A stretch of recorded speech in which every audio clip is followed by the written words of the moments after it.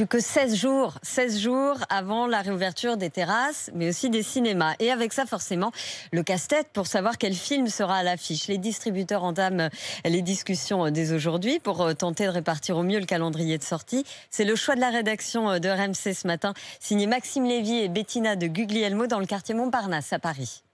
Pour être prêt à rouvrir à temps le cinéma, il faut penser à tout. Bonjour, je vous appelais pour savoir où on en était des confiseries, parce qu'on ouvre bientôt et on a besoin de remplir les stocks. Une multitude de détails dont s'occupe Louis Merle, l'exploitant du cinéma parisien Les 7 Parnassiens. Programmer le ménage dans les jours qui vont précéder l'ouverture, quelques travaux qu'on est en train de finaliser, de la peinture, plein de petites choses, peut-être insignifiantes à l'œil de tout le monde, mais importantes. Pour le moment, dans les salles, les écrans sont encore blancs, seules des répliques de films résonnent dans les couloirs. À partir de maintenant, tu vas arrêter l'alcool, hein, compris ? Le plus gros du travail reste à venir. La programmation des films pour la réouverture du 19 mai, c'est la tâche de Samuel Merle, programmateur.